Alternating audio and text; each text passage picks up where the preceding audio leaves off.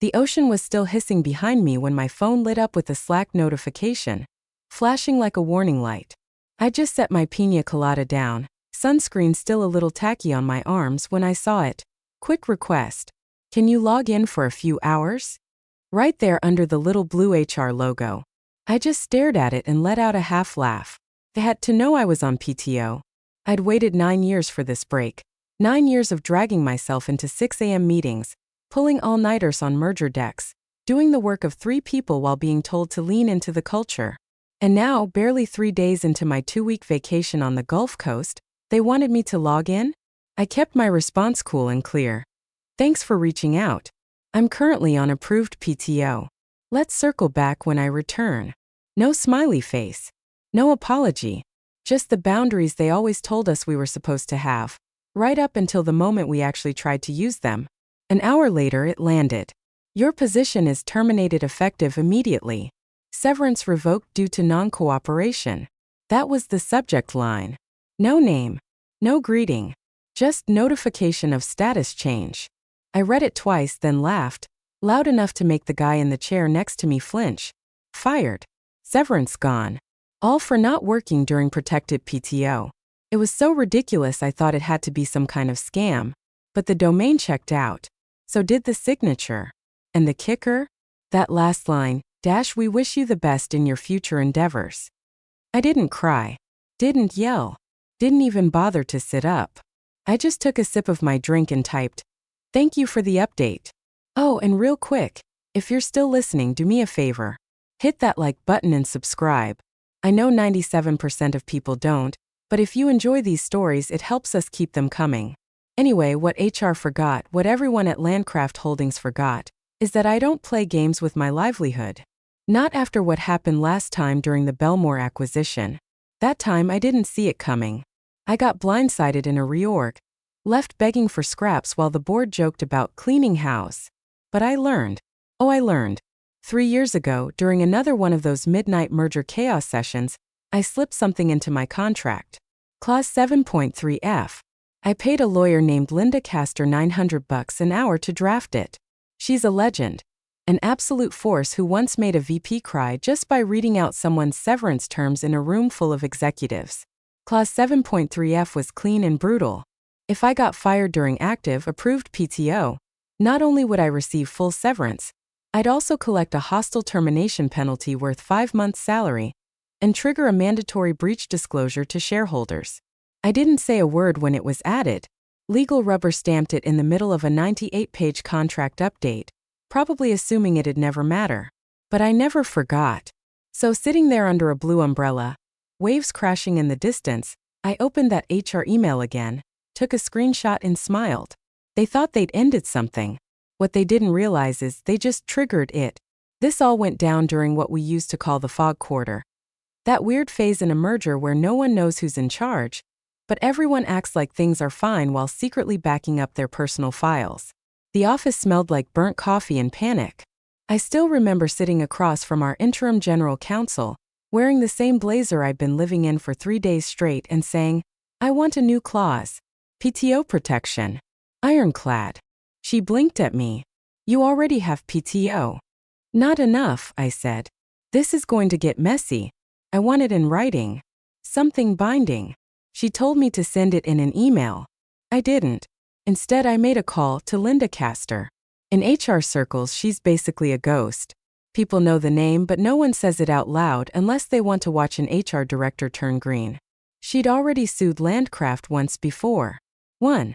After that, they paid her off to go away. But I kept her on retainer. Just in case. Linda had the clause drafted overnight. Clause 7.3F, just a single sentence. It read, "Termination of employment during an active documented period of approved paid time off will trigger immediate payment of severance in full, plus a penalty equal to 5 months base compensation. Said termination will also be classified as a hostile executive breach requiring shareholder disclosure in the next quarterly filing." Legal signed off on it without blinking, buried in a stack of 40 other so-called merger stabilization clauses. They were scrambling to look buttoned up before a board call. Nobody read the fine print. No one stopped to ask why that one sentence mattered. But I remembered. I remembered every time they accidentally shorted someone's final paycheck.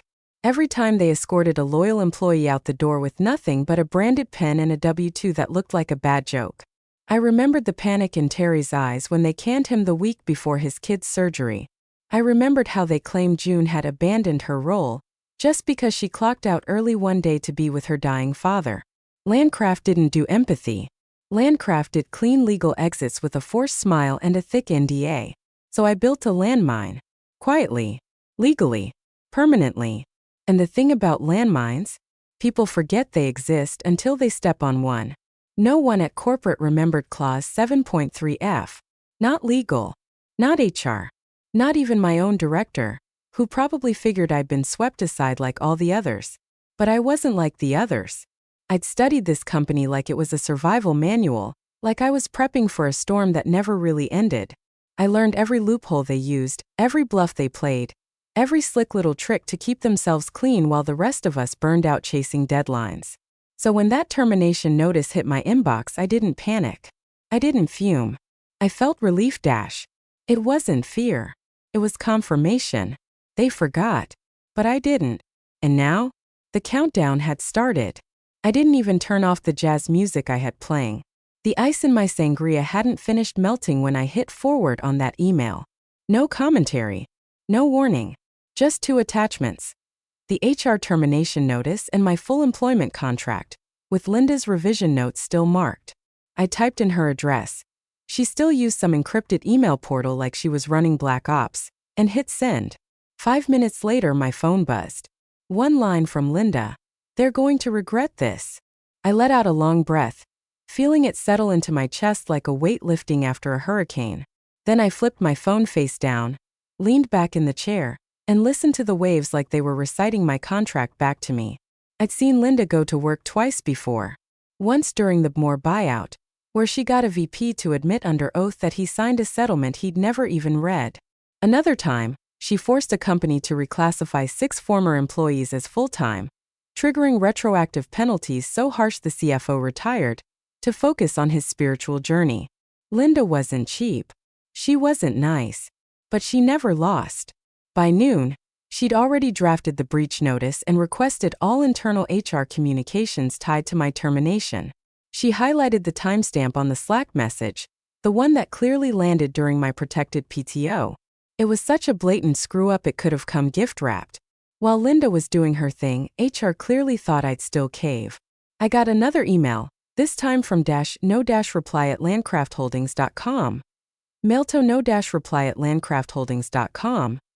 Subject line, your final package and exit resources. I opened it, more amused than anything. One PDF. A pre-signed termination acknowledgement from an HR manager I'd never even heard of. Attached was a pay stub showing a deposit for 1 week of unused vacation time. That was it. No severance. No exit call. No explanation. Just a little link at the bottom. Help us improve. The arrogance was almost impressive. I read the whole thing once. Then again. Slowly. The sun behind the clouds had started to burn a little deeper red. I sipped my drink, not surprised in the slightest. This was classic Landcraft. Deny. Delete. Delay. They thought a cold, robotic email would be enough to make me vanish, just another quietly erased name in the HR database. What they didn't realize was they'd set off something buried deep in their own paperwork, something they hadn't looked at since the merger chaos 3 years back. I didn't need to rant. Didn't need to post a LinkedIn expose or drop screenshots. I had Linda, and I had the kind of receipts that don't just sting. A paralyzed dash. The kind of paper trail that makes executives forget how to breathe when it's read aloud in a conference room. So I drained the rest of my sangria and started counting the hours. Then came the email. Subject line. Notice of imminent litigation, trigger clause 7.3F. Linda didn't do small talk. Her message hit like a legal sledgehammer. Calm, precise, and devastating if you knew what it meant. She sent it straight to Landcraft's in-house counsel, CC'd their go-to external labor firm, and looped me in, not because I had to reply, but so I could watch the fireworks.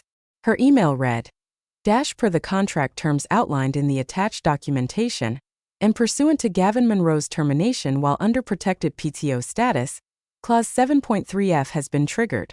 We are preparing a breach action unless otherwise clarified. We are open to resolution discussion. Please coordinate a Zoom call within 48 hours with a representative of the board present, preferably legal counsel with authority to negotiate. No sugarcoating. No dash hope this finds you well. Just pure procedural carnage. The first reply came 6 minutes later. 10:42 a.m. Eastern Standard Time. A junior associate at Landcraft replied with a single word. Received. By noon things started to unravel. Emails began flying, legal, HR, compliance, all firing off replies, CCs growing like vines. Linda's paralegal forwarded me a few with the redacted parts blacked out. But even with the edits, the panic bled through in the metadata. Subject lines escalated fast. Clause review, urgent contract escalation, board review required. At one point, someone even pulled up the archived employment agreement folder from the 2020 merger, the one last modified by Linda herself. Then at 2:15 p.m., I got a private message from her. Just one line. Thought you'd enjoy this. Attached was a Slack screenshot. It showed an internal HR channel, just a handful of mid-level managers and a new coordinator named Feliz. Feliz-wait, this clause is real? Manager 1- we thought it was removed during the 2021 revisions. Manager 2- it wasn't. Feliz- can we bury it? Manager 1- don't write that here. And then, Feliz accidentally tagged the CFO. Right there. Clean blue at mention. On Wendell. No undo. No delete. Just a long, horrifying silence. I don't know what happened to Feliz after that, but 20 minutes later, a new email landed in my inbox. This one came directly from Landcraft's general counsel. We'd like to confirm receipt of your attorney's communication and propose a meeting at 9 a.m. Friday morning. Our board's legal representative will be present to ensure all terms are clearly understood. Clearly understood. Cute. I didn't reply. That was Linda's job now. Mine was to sit back and enjoy the show. For 15 years I was just a name in their system, dependable, which at Landcraft meant disposable. But now? Every new email thread, every panic Slack message, every rising heart rate behind a boardroom door turned me into something else. I wasn't just Gavin Monroe anymore.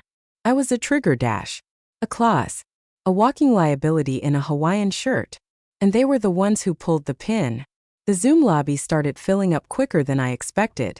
First in was Marjorie C., General Counsel, camera off, mic muted, probably calculating risk exposure in real time. Then came someone labeled Board Observer Jeff, which could have been a junior associate or a sacrificial lamb. And finally the CEO himself, logged in 30 seconds late, face flushed like he'd either just run up the stairs or finished yelling at someone down the hall. I didn't say a word. No camera. Just my initials sitting quietly in the corner. Linda had it from here. Good morning, Linda said smoothly, her voice calm and certain, like someone who knew she'd already won before anyone else even stepped into the room. Let's begin. She shared her screen. The first slide was clean and simple. My original employment contract flipped to page 6. Clause 7.3F circled in yellow like it was radioactive. Beneath it, a neat stack of highlighted attachments, my PTO approval chain, the timestamp Slack request, and the termination email that triggered everything. She walked through each piece one by one. No theatrics. No raised voice. Just facts laid out like evidence at trial. Then she read it out loud.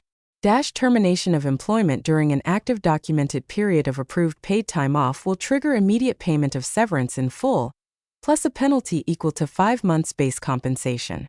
Said termination will also be classified as a hostile executive breach requiring shareholder disclosure in the next quarterly filing. She paused, letting the words settle, then scrolled to the next slide. Hostile termination while on PTO trigger. $800,000 penalty. Forfeited severance due. Breach liability reportable under Item 5.02 of Form 8K. Silence. Not even a nervous cough.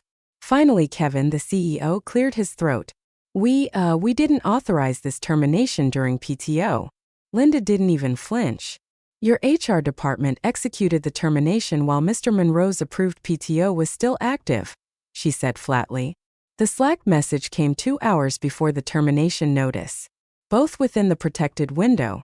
Authorization is irrelevant. Ownership is not. Kevin stammered. But he glanced toward Marjorie, the general counsel, hoping she'd jump in.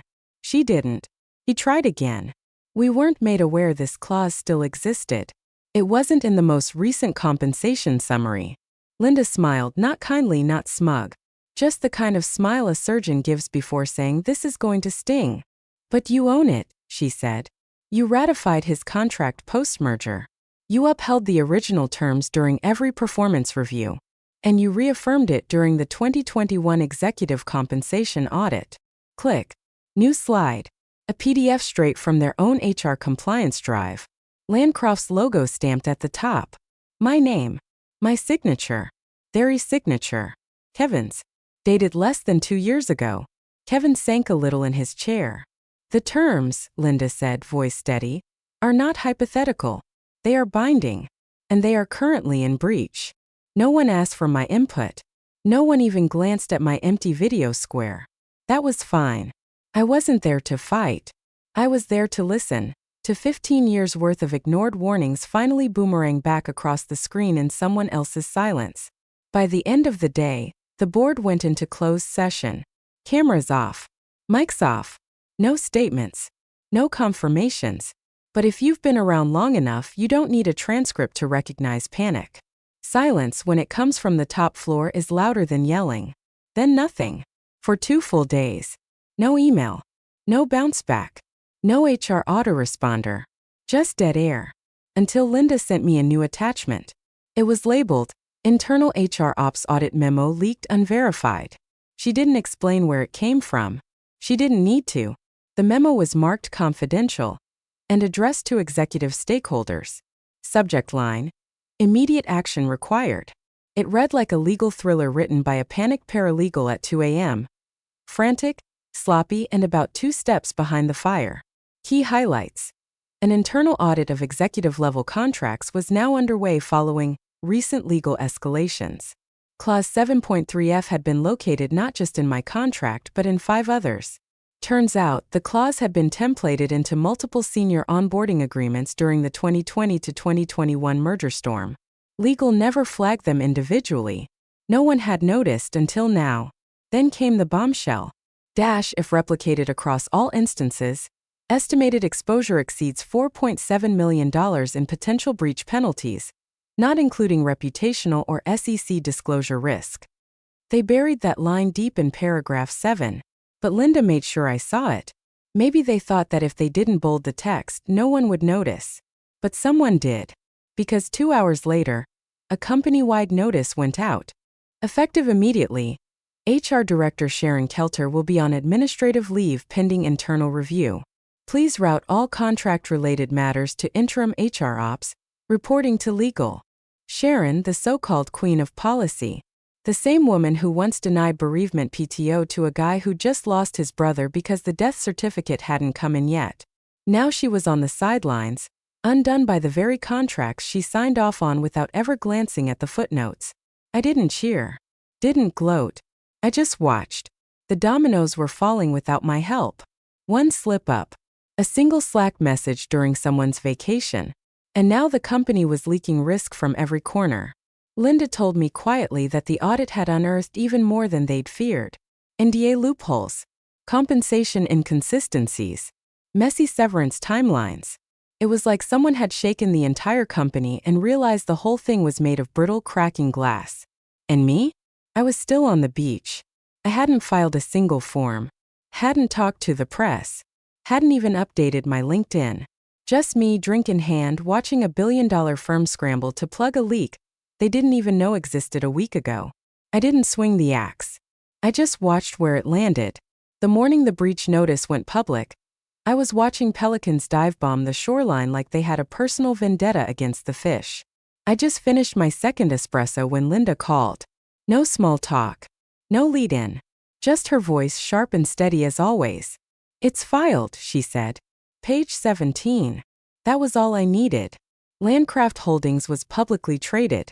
And once Linda submitted the breach notice citing Clause 7.3F and the company's failure to honor it, they were legally required to disclose the dispute in their next SEC filing.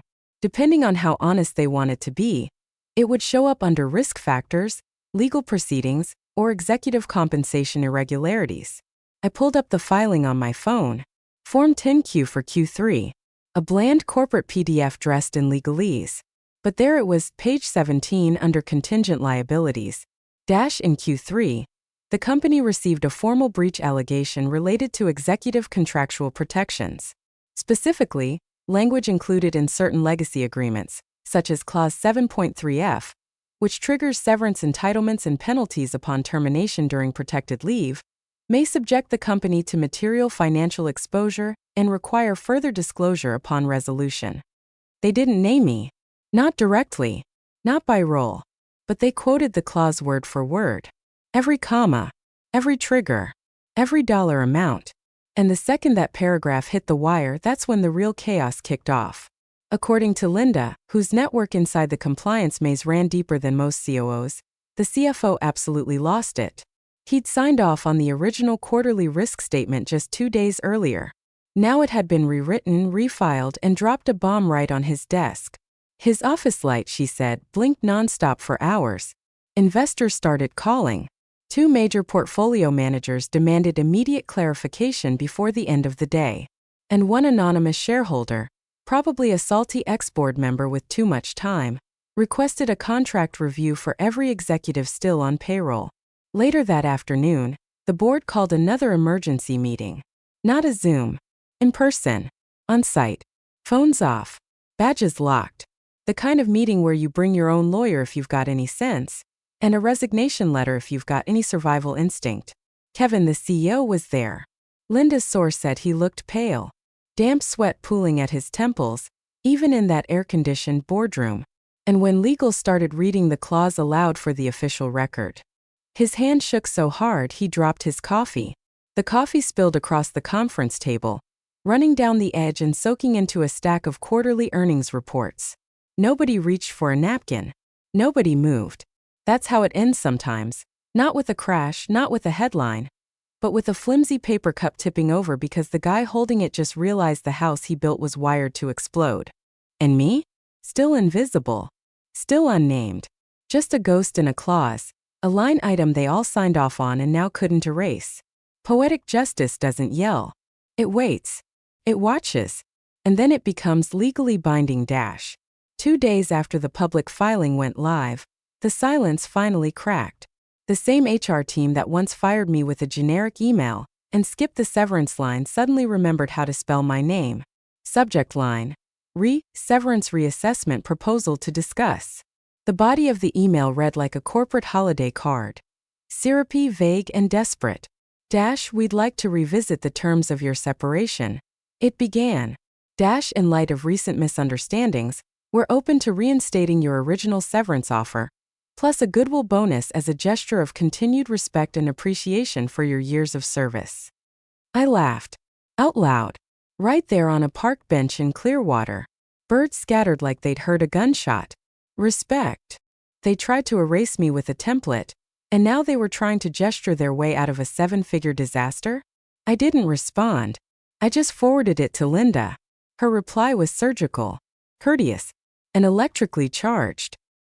Please be advised. She wrote, Mr. Monroe's severance was never contingent, nor negotiable. The triggering event has already occurred. Payment is not optional. Kindly refer to Exhibit B of the original employment agreement for the deadline schedule and late fee structure. We suggest processing the owed amount promptly to avoid compounding penalties. She didn't even CC me. Just a silent BCC like a gift delivered with a bow. They tried again. This time through a PR consultant with a smile in his voice. He left a voicemail talking about clearing the air and hoping we could land in a good place, buddy. Thing is, I'd already landed, just not where they expected. While they scrambled to do damage control, I'd been working on something else. 3 weeks earlier, right after that first Slack ping interrupted my vacation, I made a quiet inquiry. Lever Path. A rival consultancy. Smaller, leaner, sharp as a scalpel. They'd been quietly siphoning Landcroft's smaller contracts for over a year. I knew how they operated, knew their pressure points. And I also knew what they didn't have: executive infrastructure, policy frameworks, scalable process design. So I offered exactly that. Off the books at first. Then officially. I used part of the settlement, the same money Landcroft had tried to cheat me out of, to buy into their partner pool. No fanfare. No corner office. No press release. Just equity, influence, and a seat at a desk where no one had to be reminded what I was worth. By the time Landcroft sent their third friendly outreach, I was already onboarding my first Lever Path contract, a regional distribution firm that had cut ties with Landcroft 6 months early due to delivery issues. I didn't need an apology. I didn't want one. Apologies are for accidents. This was deliberate. They tried to delete me with one email, but they forgot who wrote the clause. And now, I'd rewritten the ending. Slide 17 dropped like a piano in a library. The Q3 investor call was supposed to be routine. 30 minutes of polished spin, optimistic charts, and tightly scripted forecasts. But then the deck flipped to the new legal and compliance risk section. First, no one blinked, until that one line appeared under a bullet point labeled Personnel Contingencies dash unrealized executive liabilities stemming from non-compliant terminations. That was it. Clean, vague, and lethal. No names, no figures, just a buried landmine disguised as legal phrasing in an investor disclosure. But anyone paying attention could feel it. A few analysts tried to push for clarification. The CFO read from a pre-cleared script, smooth and non-committal. The general counsel gave a few stiff nods. But Kevin, the CEO, didn't say a word. Not when the financial outlook got hazy. Not when someone asked about upcoming layoffs. Not even when the moderator invited him to deliver the closing remarks. He just sat there, still, pale, one hand resting on a branded paper coffee cup he never lifted. Because everyone in that call, whether they grasped the full weight of it or not, felt it. Something had gone deeply, irreversibly wrong. That night I sat in my new office. No glass walls. No assistant poking their head in every 10 minutes. Just me, a second-hand desk, an inbox finally at peace, and a warm bourbon sweating into a chipped tumbler. The space wasn't much. Just a small room tucked behind a supply closet in Lever Path's satellite hub. But it was mine. Every inch of it paid for. Earned. Owed to no one. I opened my laptop and pulled up the final thread. The full email chain, from the Slack message on day 3 of my PTO, to the HR termination notice, to the final friendly outreach that tried to slap a smiley face on a 7-figure gunshot wound. I read through every line one more time. The clipped tone. The missing courtesy. The way they assumed silence meant surrender. And then, I hit delete. Not archive. Not save for later. Not print for the memoir. Just gone. Because I didn't need the receipts anymore. They'd already been seen by lawyers, by shareholders, by a boardroom full of men who used to call me dependable, like I was part of the furniture. Now I was something else. Now I was the line item they couldn't scrub off the balance sheet. And as I leaned back in my old creaky chair, bourbon in hand, staring at the quiet hum of a laptop that no longer buzzed with fire drills, I smiled. They revoked my severance. I just collected the interest.